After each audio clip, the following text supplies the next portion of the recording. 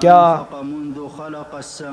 تم تصور کر سکتے ہو کہ جب سے اس نے زمین و آسمان کو پیدا کیا ہے تب سے اس نے جو کچھ خرچ کیا ہے اس سے اس کی بادشاہت میں، اس کے خزانے میں ذرہ برابر بھی کمی نہیں آئی۔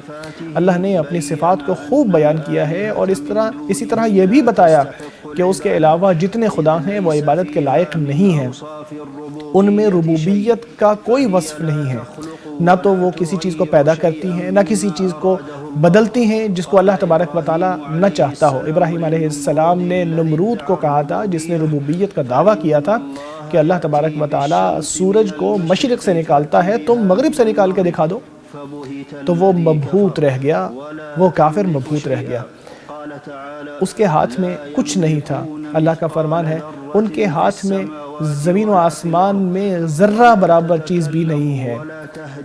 یہ سارے خدا نہ بات کرتے ہیں اور نہ کسی کو راستہ دکھاتے ہیں۔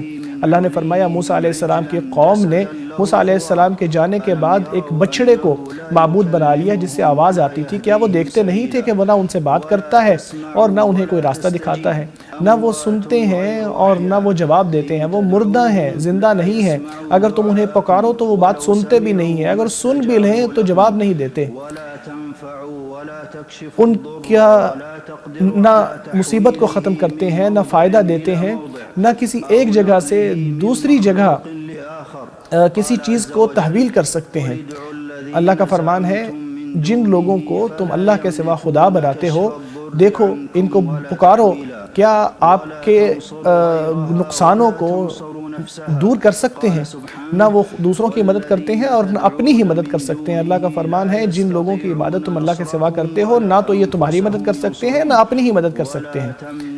اسی طرح وہ کسی کے عذاب کو روک نہیں سکتے نہ اس کو بچا سکتے ہیں۔ فرمایا ان کے خدا جن کو اللہ نے ہلاک کیا تھا، ان کے جھوٹے خداؤں نے ان کا کوئی فائدہ نہیں کیا، نہ وہ ان کو بچا سکے جب اللہ کا حکم آ گیا، بلکہ ان کو نقصان ہی سمیٹنا پڑا۔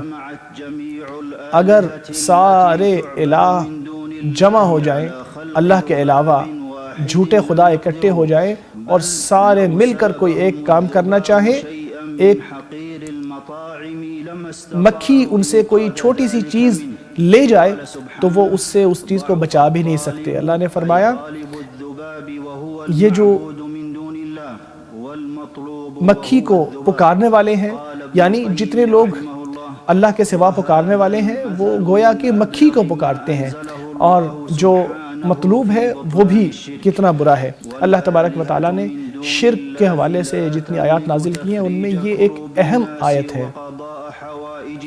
یہ سارے جھوٹے خدا لوگوں کا کوئی فائدہ نہیں کر سکتے۔ ان کی طرف رخ کرنا ایسا ہے جیسا کوئی کمزور ترین گھر کا رخ کرتا ہے جو کہ مکڑی کا گھر ہے، جیسا کہ ابراہیم علیہ السلام نے کہا تھا کہ اف ہے تم پر بھی اور تمہارے ان جھوٹے خداؤں پر بھی جو تم اللہ کے سوا بناتے ہو۔